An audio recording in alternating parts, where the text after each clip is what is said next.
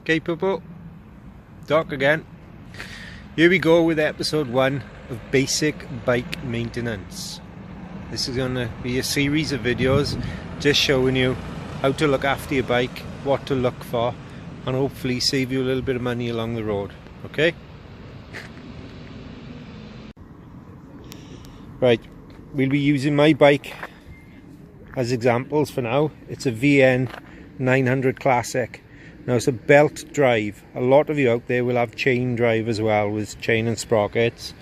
Luckily I've got another small pit bike that I can show you how to tension the chain and adjust the chain in later videos. But for this video we're just going to do the basic walk around of a bike, things to look for, and obviously this is going to be part 1, so we'll be doing tyre pressure, oil level. Okay, so as you can see, the bike is pretty clean. It's normally kept in this condition anyway. It does get dirty, but then I wash it.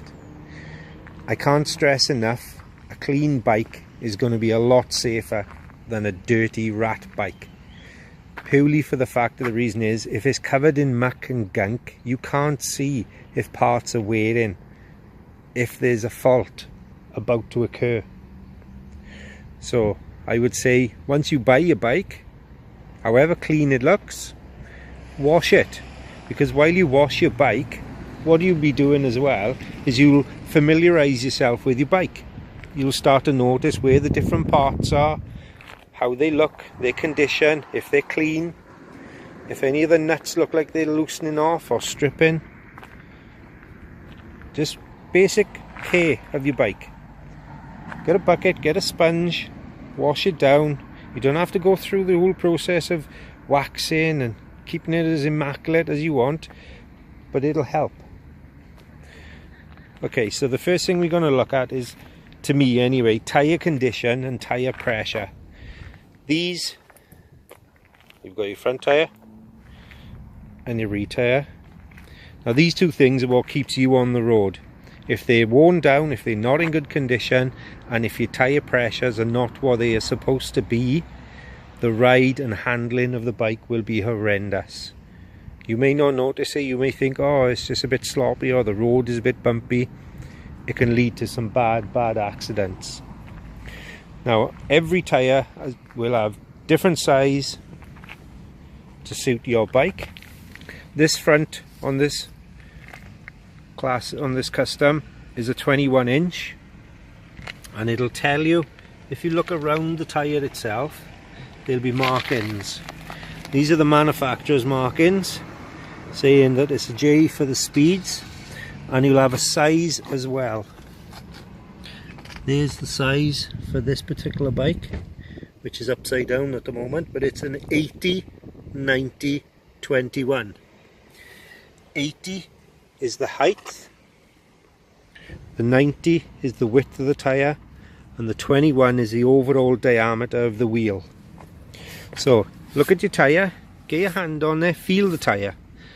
Now I know for a fact that these tyres are starting to wear down, so they'll be replaced before long. Again, every tyre has a wear strip, what they call. There's one there. It's like an extra bit of rubber that goes across where the grip is.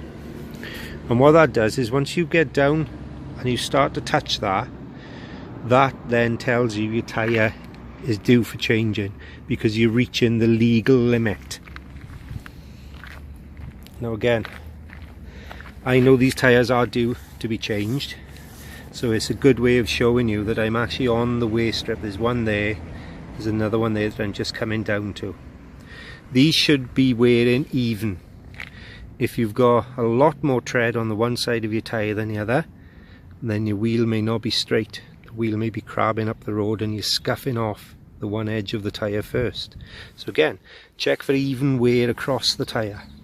Feel the tyre. If the tyre is rock solid, there's no give at all in the rubber, maybe that the tyres need changing.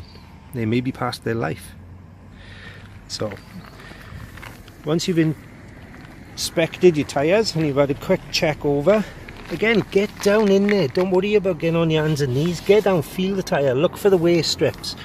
Back tyres will wear more in the centre but still you shouldn't have them wearing excessively one side or the other. Now you're going to be looking around the rim of the wheel. You'll have either a little straight valve, or like on this bike they've put a little kink neck just to make it easier to check the tyre pressure and to put air in. So like I showed you in the previous video, get yourself a cheap little tyre pressure gauge, and that's what we'll do next, is check the recommended pressure. So to check your tyre pressure, we've got our tyre gauge, whether it's this type or if you remember the long bar type that we saw in the previous video. What you need to do is remove the dust cap. Make sure you have dust caps on your bike, that way it stops any dust or debris getting into the valve and blocking the valve. They're cheap pence, so pick one up if you haven't got any, fit them on your bike. So all you're going to do is you're going to push the pressure gauge onto the valve. Make sure it's calibrated back to 0. That's all I did, was press that red button. I'm just going to push it on and off. You hear the air going through it, and this one is reading 37, just about 38, which I know, according to the manufacturer's handbook that came with the bike, that's right for the front tyre. Always check with the manufacturer of the bike to see what pressure you need. Now if this was less, I would have to put a little bit more air in. If it was over, then I would leave a little bit of air out until I got the right amount in there. And again, to reset, press the button, push on, there. So I know that's the right pressure. Once you've done that, make sure you put your dust cap back on. You don't want to lose those dust caps. Just hand tight, don't go cranking him. There, and that's it. Do exactly the same for the back. Take the dust cap off, zero your pressure gauge, pop him onto the valve, read the pressure. Now the pressure is going to be different front to back on nearly every bike, but so long as you go with your manufacturer's recommendation, you can't go wrong. Okay? Again, I can't stress how important it is to have the correct amount of pressure in your tyres. Next is up, we'll check the oil level in the bike.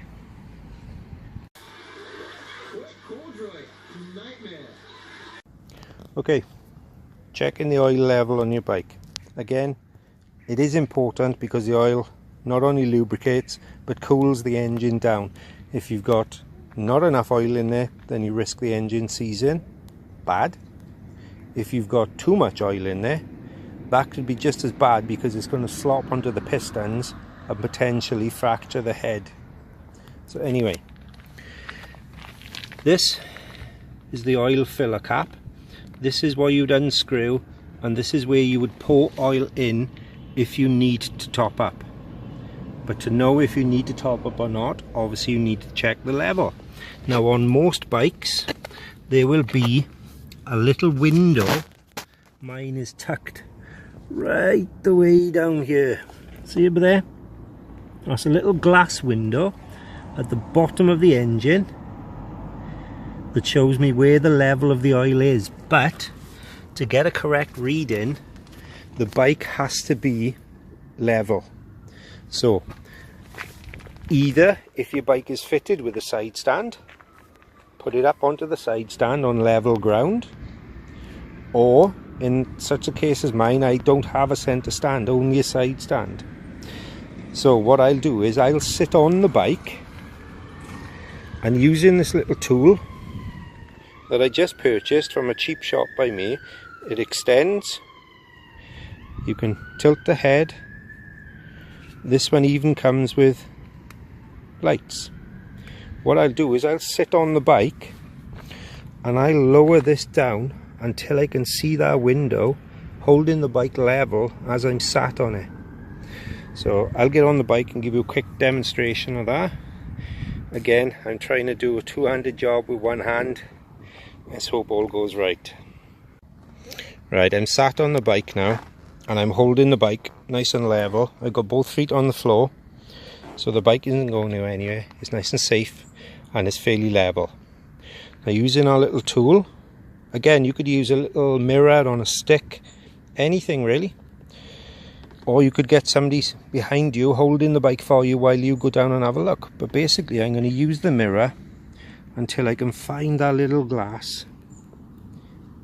Hope you can see that. And I'm checking the glass for the level of oil. The oil should be halfway up the glass. If it's below halfway, then you need a little bit more oil in your bike. If it's below halfway, if it's above, then maybe you need to take a little bit of oil out. Again, refer to the bike manufacturer's handbook and see what it says about the level. But generally, it has to be halfway up on the glass.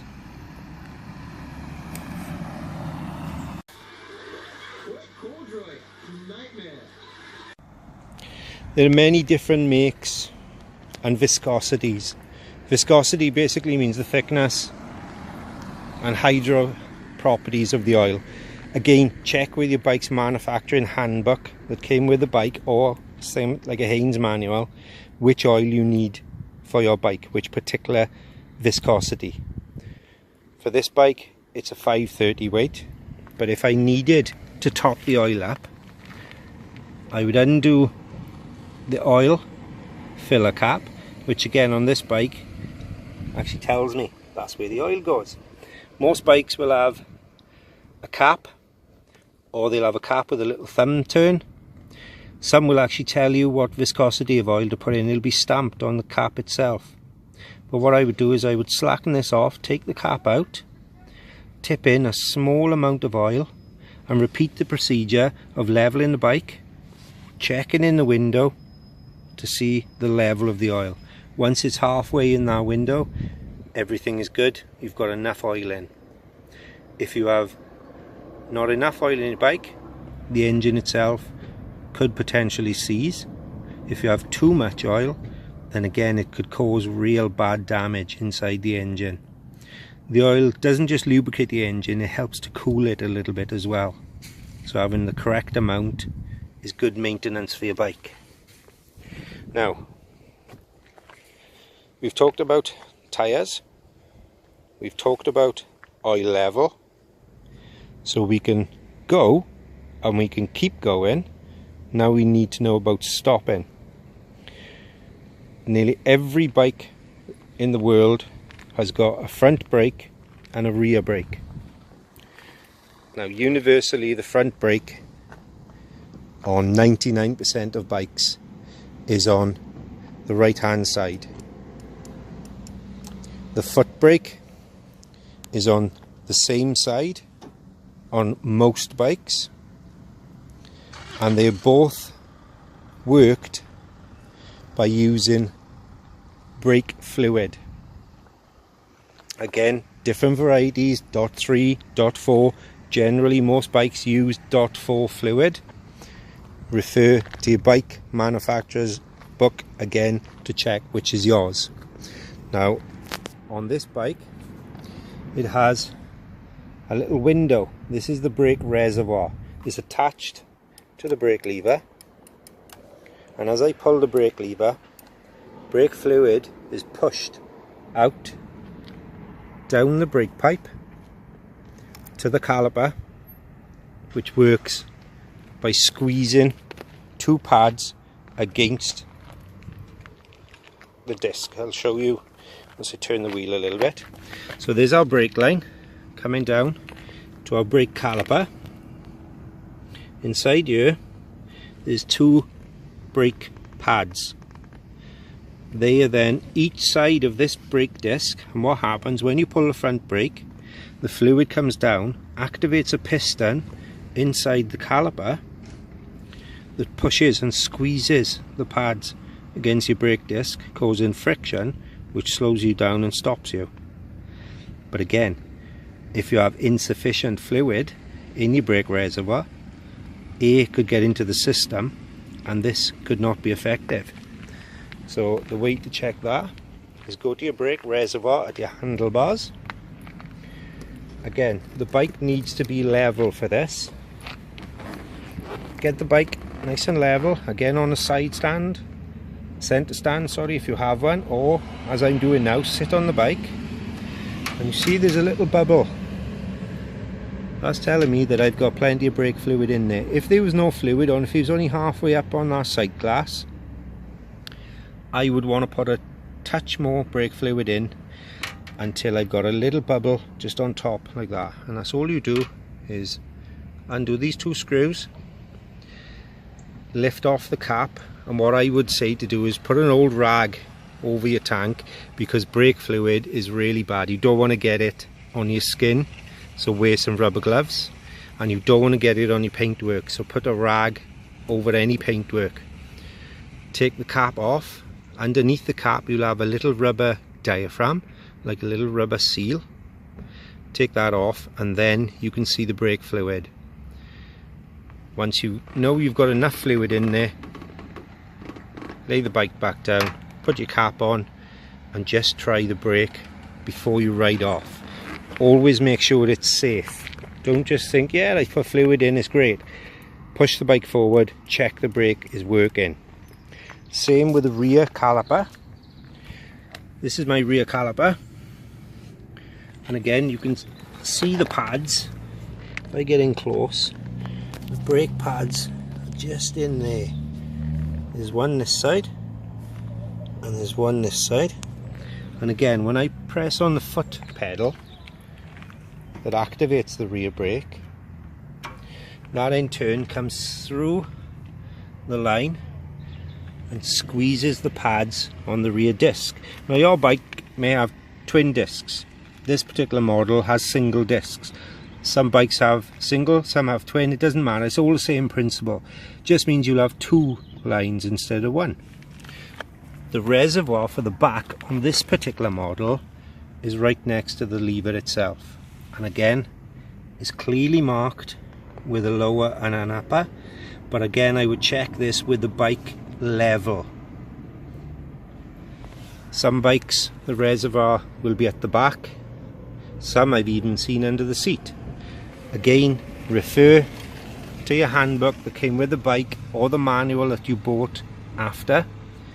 That'll tell you exactly where the reservoirs are and how much the level needs to be. So that's it for this first video. We've done tyre condition and tyre pressure. We've done oil level and talked about the different viscosities of oil, and we've also talked about brake calipers, brake reservoirs and brake fluid level. Now again, with your brakes, check your pads. The pads are the gold on this one, and the other one is tucked in, you can't see it, but see how much wear you have. See what your book says is a minimum or a maximum amount for the pad thickness. Just generally have a look around your bike. So in the next video we'll continue with general bike maintenance. We'll have a look at tensioning the belt or chain if you have a chain and sprockets on your bike. We'll have a look at lights, indicators and brakes, and just general day-to-day stuff that you need to address and keep your eye on. Thanks for watching. Please like and subscribe. I'm new to all this YouTube jargon, but I hope these videos you're finding useful or helpful. Any questions, please leave in the comments below and I'll get back to you as soon as I can. Thank you.